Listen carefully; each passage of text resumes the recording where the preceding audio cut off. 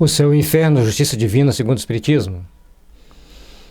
Um último argumento a favor das penas eternas é este: o temor das penas eternas é um freio. Anulado este, o homem, por nada temer, entregar-se-ia a todos os excessos. A questão básica é o seguinte: usando uma psicologia reversa, porque coloca o medo para usar como freio, você acaba tentando dominar as pessoas por uma situação, por uma ação ou por uma suposta possibilidade de puni-lo, de torturá-lo eternamente. Mas a proposta não é uma pena eterna, é uma pena que seja proporcional à falta cometida, assim como nas leis dos homens.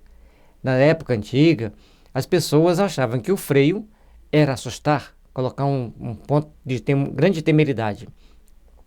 Mas isso não funcionou. Fez com que alguns se tornassem religiosos e outros simplesmente hipócritas. Nós precisamos de mostrar para eles uma razão construtiva, uma razão que vai transcender as realidades que ele entende da vida. Por essa razão, usando a psicologia construtiva, a pessoa vai entender que se eu cometo algumas faltas, eu vou ser punido nessas faltas. Se eu transgrido a lei em alguns tópicos, eu posso ficar impedido lá na frente de ter conquistas. Com isso, na medida que as pessoas vão racionalizando a situação, eles passam a agir com mais lógica, com mais bom senso. Portanto, a entender que o temor infligido por uma pena eterna no suplício vai causar um freio, pode-se fazer isso com as crianças. Agora, com os adolescentes e adultos, já vai ficar um pouco mais complicado, porque a pessoa vai aprendendo a raciocinar, discernir, ela lê aqui, lê ali, ela vai ampliando seus conceitos. Ou a própria razão desenvolvida daquela pessoa. Refutação.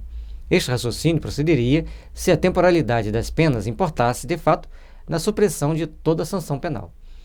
Então, quando se fala numa penalidade temporária, é uma penalidade temporária. Não estamos suprimindo as penas que a pessoa vai passar por cometer alguns deslizes. Ou seja, existe uma lei que vai ser aplicada com racionalidade. A partir dessa racionalidade, nós vamos treinando a não cometermos erros para nos desviar do caminho que nos leva a ser punido. Então, à medida que a gente vai se aperfeiçoando, que a gente vai se melhorando, a gente então vai crescendo, buscando as coisas que nos fortaleçam. A felicidade ou infelicidade futura é consequência rigorosa da justiça de Deus, pois a identidade das condições para o bem, para o bom ou para o mal seria a negação da justiça. O bom e o mal não vão ter os mesmos tratamentos, vão ter a mesma condição no plano espiritual. Que numa determinada fase do desenvolvimento da teoria do inferno, dizia que todos pulariam num caldeirão do inferno. Alguns depois seriam resgatados de alguma forma. Os bons para o juízo final, ou seja, a forma com que eles tentam explicar é mais confusa do que se não explicasse. Era mais condizente o inferno pagão do que aquilo que tentou se fazer do inferno cristão. A nossa necessidade, então, é de procurar nos aperfeiçoar, de procurar nos melhorarmos, para estabelecermos as metas que vão nos fazer crescer e nos aproximar de Deus. Mas, em não ser eterno, nem por isso o castigo deixa de ser temeroso. E tanto maior será o temor, quanto maior for a convicção, quanto maior for a lógica empregada, a psicologia construtiva usada para trabalhar os conceitos necessários ao processo de maturação para as pessoas poderem viver melhor. Esta, por sua vez, tanto mais profunda será quanto mais racional a procedência do castigo. Uma penalidade em que, se não crer, não pode ser um freio, e a eternidade das penas está neste caso. Países que têm pena de morte, nem por isso deixa de ter crime bárbaro. Países que têm prisão perpétua, nem por isso deixa de ter crime bárbaro.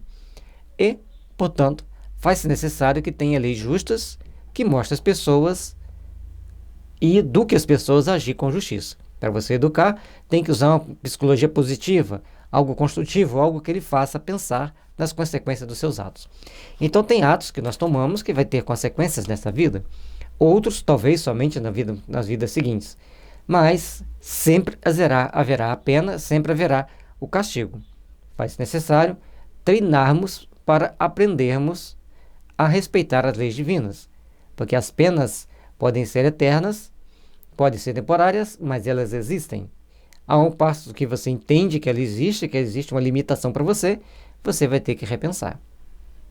Então, quando o Espírito entende que ele tem 4 opções: seguir Jesus, reencarnar em condições de extrema limitação, num local de muita miséria, ou ser deportado. Então, na extrema limitação, ele vai ter limitações físicas mesmo e psíquicas para a ação no dia a dia. E a justiça divina vai colocando ele nestas condições. À medida que isso esse procedimento vai acontecendo naturalmente, as pessoas vão entendendo o processo de autoeducação. Porque existe uma lei, existe uma condição que você deve seguir e outra que você não deve seguir, para que você possa crescer. A crença nessa penalidade, já o afirmamos, teve a sua utilidade, a sua razão de ser, em dada época. Hoje não somente deixa de impressionar os ânimos, mas até produz descrentes. Falar em penas eternas para os jovens de hoje, para os adolescentes de hoje, ou até mesmo para as pessoas adultas, eles vão refutar, não vão aceitar, não vão querer entender. Assim também como falar de Deus, para alguns é o mesmo processo. Mas quando usamos de racionalidade, quando usamos de um processo de entendimento que traz a pessoa para um padrão de entendimento, de conhecimento de si mesmo, ele começa então a despertar em si valores que o impulsionam para crescer para Deus. Antes de a preconizar como necessidade, fora mister demonstrar a sua realidade. Seria preciso, além disso, observar a sua eficácia junto àqueles que a preconizam e se esforçam por demonstrá-la. Ou seja, como nós vamos falar para uma pessoa que existe uma pena eterna? Qual a lógica que nós vamos usar? Agora, as penas temporárias têm uma lógica possível. E principalmente, quando se fala nas recompensas dos bons, nós também temos que ter uma lógica. Porque falar que vai ser punido é uma condição. Falar para a pessoa que ela vai passar por processo de aperfeiçoamento, de aprendizado, é uma outra situação. Sabendo somar as duas contrapartes, nós vamos conseguir, então, estabelecer metas, crescer e aperfeiçoarmos para encontrarmos em nós mesmos as defesas contra o castigo. Ou seja, fazer o bem, evitar tomar atitudes contrárias às leis divinas, saber sempre colocar na balança a nossa vida, como nós temos agido, e assim nós vamos estabelecendo metas, vamos estabelecendo padrões para alcançarmos um objetivo maior, que é o nosso crescimento, que é o nosso aperfeiçoamento. Saber construir para o bem, saber construir para a luz, é para poucos, porque a maioria se entrega gostosamente àqueles prazeres da terra, os prazeres naturais da terra. Comer em excesso, festas em excesso, bebida em excesso, tudo dentro de um padrão que carece a pessoa de se refazer-se ultimamente e de procurar se fortalecer para crescer para Deus. Aqui, esse olho de Deus que tudo vê, o olho de Deus é o nome que foi dado a esta constelação, não é a realidade um olho de Deus, mas o nome que foi dado. É uma forma das mais maravilhosas que tem no mundo astral, né, que a gente fica pensando, o que é isso? O que tem lá? Quais as vidas que pululam em torno daquela conglomerado de estrelas? Por que ele tem esse formato? Então, o universo é composto de 1000 maravilhas. Vamos sair dessa caixinha de picuinhas que nós criamos para nós mesmos aqui na Terra, essa caixinha de não me toques, para que a gente tenha condição, então, de ascender para mundos melhores, buscando melhores caminhos para o nosso processo evolutivo. E, desgraçadamente, entre esses muitos provam pelos atos que nada temem das penas eternas. E é aí que vem o perigo. Quando a pessoa deixa de saber que existe um Deus justo, misericordioso, e ele acha que só existe uma tremenda de uma injustiça do outro lado, ele vai continuar agindo da mesma forma. Mas quando ele vê que lá do outro lado existe justiça, existe equidade das normas, ele vai saber que ele tem que postar a sua vida por um outro caminho. O caminho que nós escolhemos para seguir, o caminho que nós escolhemos para trilharmos o nosso processo evolutivo, é inerente àquilo que nós carregamos dentro de nós. E ao carregarmos dentro de nós determinados conceitos, nós estamos marcando na nossa própria existência para onde queremos ir, para onde queremos chegar.